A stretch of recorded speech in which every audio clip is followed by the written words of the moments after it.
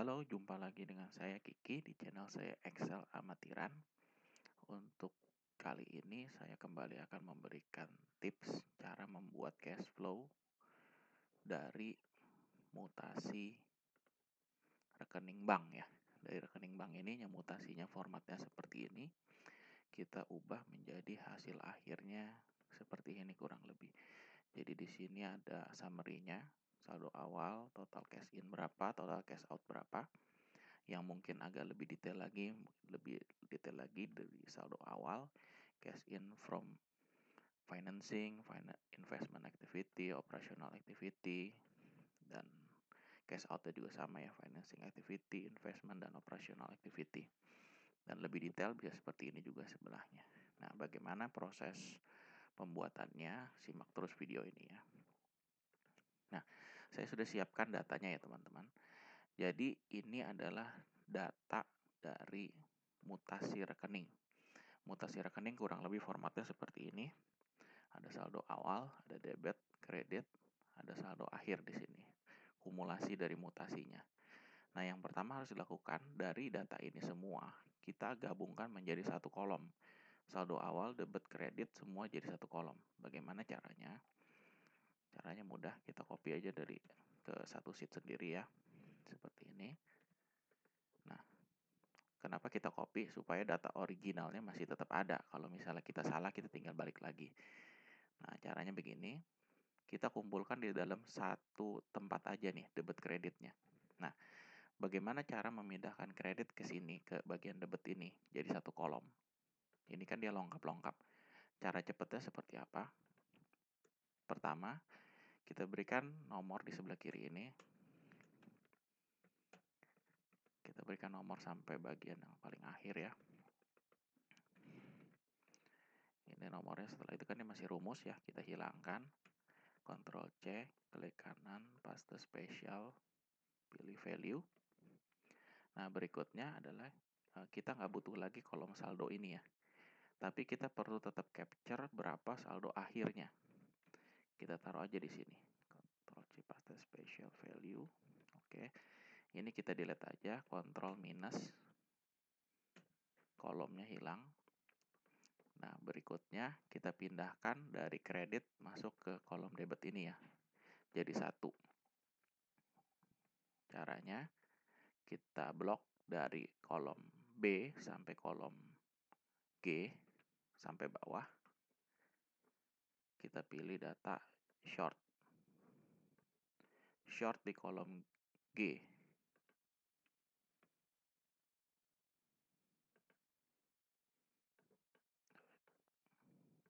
Headernya dihilangin.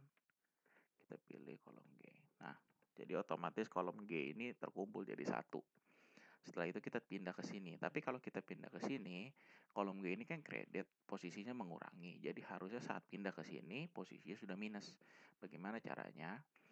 Kita klik di sini sama dengan masuk ke kolom G dikali min 1. Nah, kita copy ke bawah. Ctrl V. Nah, setelah selesai, rumusnya kita hilangkan ya. Kita beri titik koma. Ctrl C, klik kanan, paste spesial, value. Setelah itu kita pindah ke kolom F ini. Jadi kita blok shift, kontrol, panah bawah, kontrol X, pindah ke kolom F. Setelah itu berarti kita nggak butuh lagi nih kredit. Kita hapus kontrol minus kolom. Oke. Nah, saldo awal kebetulan cuma ada satu ya, kita pindahkan aja manual. Nah, setelah selesai semua, nah inilah fungsi pengurutan di sebelah kiri di kolom B ini. Setelah selesai semua, kita blok lagi dari kolom B sampai dengan kolom F. Kita pilih data short kolom B. Nah, jadi kembali ke format awal ya. Nah, yang perlu diperhatikan adalah totalnya ini. Totalnya ini tidak boleh berubah. 202653. Kita balik ke awal lagi, saldonya 202653 ya. Udah oke berarti udah sama. Nah, ini kolom ini kita udah nggak butuhkan lagi. Cukup seperti ini. Berarti ini total di sini. Nah, Rangka berikutnya adalah kita mengkategorikan mana pemasukan, mana pengeluaran. Jadi kita harus berikan kolom lagi di sini. Insert, klik kanan, insert, pilih entire column. Nah, di sini kita tulis cash in garis miring cash out. Nah, setelah itu kembali kita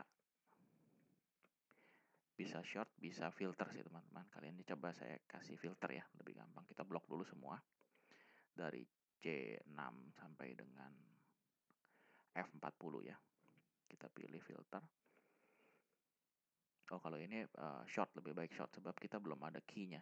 Jadi kalau kita short, yang minus ini akan hilang. Yang minus ini akan mengumpul dan yang positif akan mengumpul. Jadi kita lebih baik short aja ya. Oke. Blok semua, kita short by F, kolom F value-nya. Nah, setelah kita short ini, ya kita tahu yang minus ini adalah cash out. Berarti kita tulis di sini cash out. Kita copy ke bawah sampai di sini ya.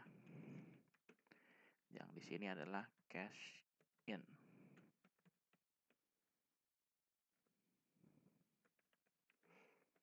Tapi perhatian ya, ini sebenarnya bukan cash in, ini saldo awal ya. Jadi kita berikan dia kategori sendiri, saldo awal. Oke, jadi ada 3 kategori, cash in, cash out, dan saldo awal. Setelah itu seperti hasilnya ini loh. Cash in, cash out, saldo awal ya. Jadi sama di sini kategorinya.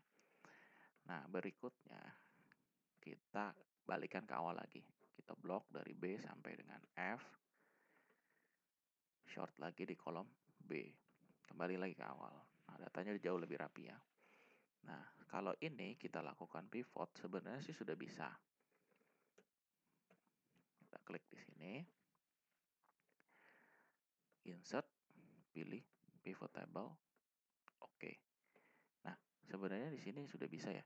Kita tinggal di sini masukkan pertama cash in-nya di row.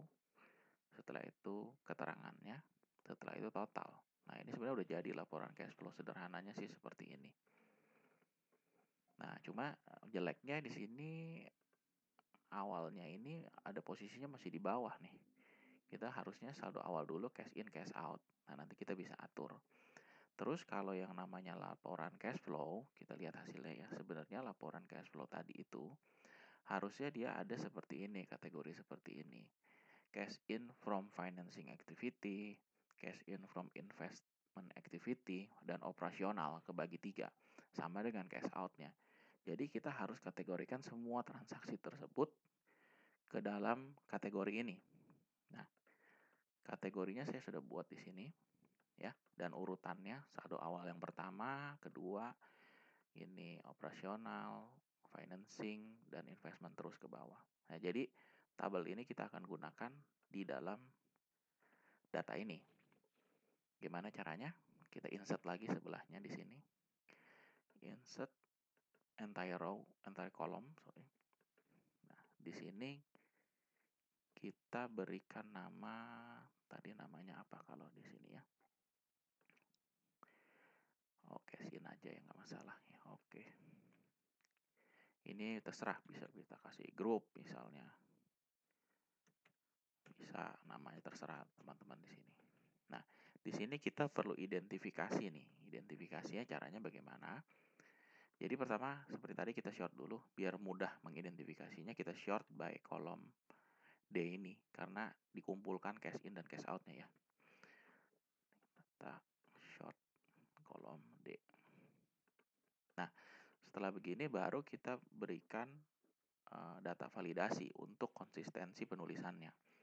Jadi di sini di kolom ini kita klik data validation. Ininya kita ganti dengan list. Setelah itu source-nya kita klik di sini. Kita pilih ke kategori. Nah, kita ambil di sini ya. Enter. Nah, otomatis di sini akan muncul kategori yang tadi itu. Nah, di sini kita bisa copy ke bawah.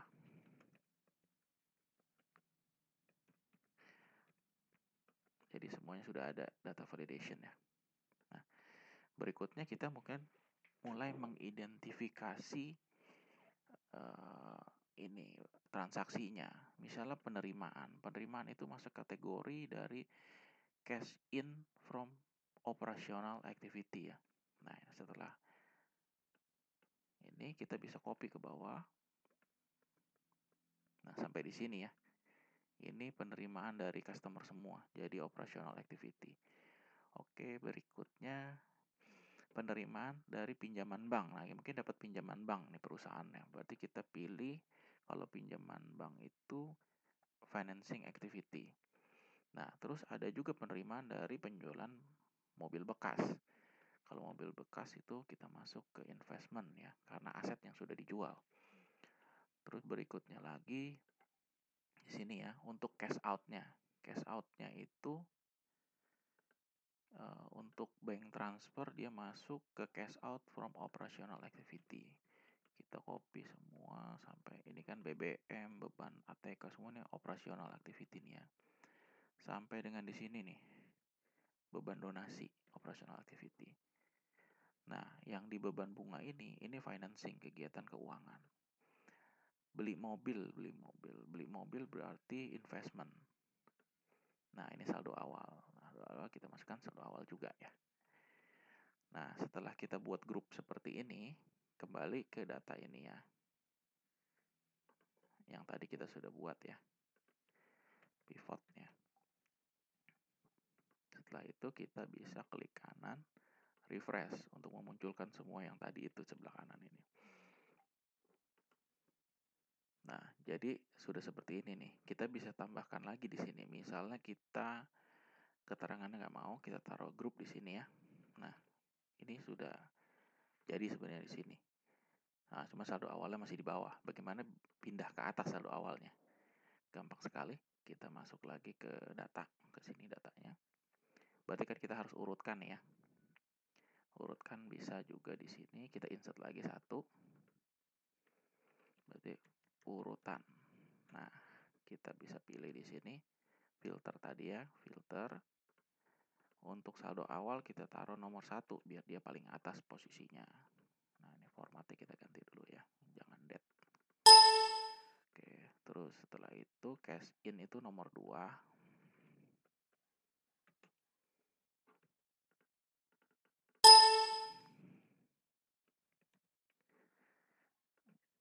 Dimatikan saja ininya.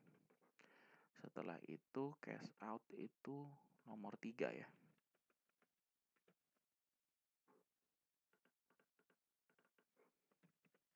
Oke.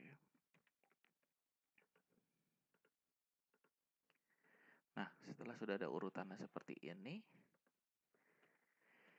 kita kembali short ke awal supaya formatnya lebih enak dilihat. Untuk master datanya nih, data utamanya nih. Di short di B ya, di sini ya. Nah, ini kembali ke awal lagi dengan susunan yang sudah jauh lebih rapi ya. Nah, hasilnya adalah di pivot ini.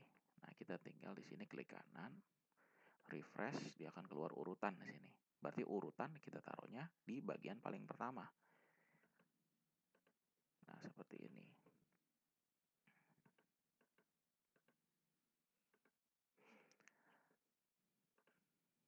Jadi ini kan kalau misalnya format pivot table yang bukan klasik dia akan seperti ini ya. Dia akan ke bawah seperti ini. Kita bisa sejajarkan ke kanan. Caranya klik kanan, pivot table, kita pilih display yang klasiknya dicentang. Nah, dia akan menjadi seperti ini. Lebih enak dilihat. Kalau kita nggak mau lihat yang urutan nomornya, kita tinggal hide aja, Ctrl 0.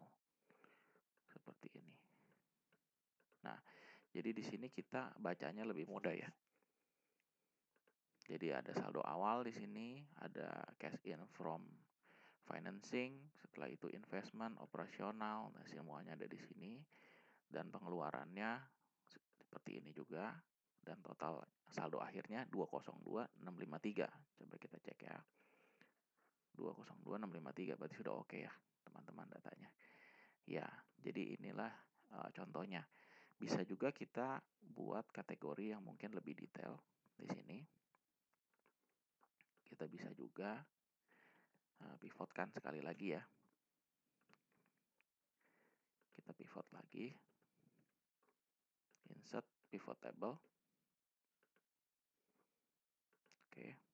Nah, setelah itu kita mau mungkin yang lebih sederhana, kita mau lihat transaksinya. Berarti keterangan harus diisi, cash in, setelah itu total di sini. Nah, ini lebih jelas kalau di sini. Lebih jelas dalam arti kalau yang tadi kan saya berikan contoh ini ya.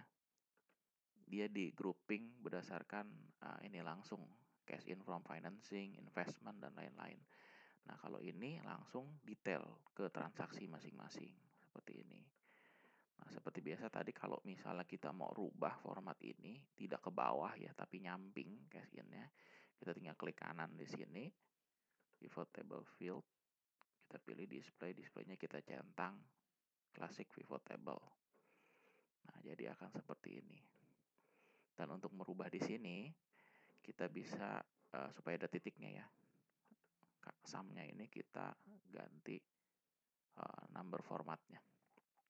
Jadi currency. Nah, jadi seperti ini.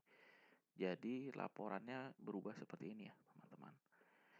Jadi pertama itu data pertamanya di sini ya. Nah, dari mutasi bank seperti ini ya, kita bisa transpose menjadi data seperti ini. Data cash flow. Jadi cash flow itu intinya kan kita mengurutkan berapa total cash in, berapa total cash out. Jadi kalau ngelihat data seperti ini, total cash in, cash out-nya dia ada, ini urutannya kita taruh di depan supaya dia ngurut. Nah, seperti ini. Nah, jadi saldo awalnya di atas ya. Saldo awal plus cash in ditambah cash out. Hasilnya adalah saldo akhir. Nah, uangnya kemana aja? Penerimaannya ini semua, pengeluarannya ini semua. Nah, kalau kita mau melihat lebih umum, bisa ke sheet yang ini. Ya, yang ini, yang pivot ini ya. Nah, ini secara accountingnya kan seperti ini. Dia larinya transaksinya ke financing activity-nya berapa banyak, ke investment activity berapa banyak, operational activity berapa banyak. Baik dari segi cash in maupun segi cash out. Jadi analisanya tergantung teman-teman mau melihat dari sisi mana.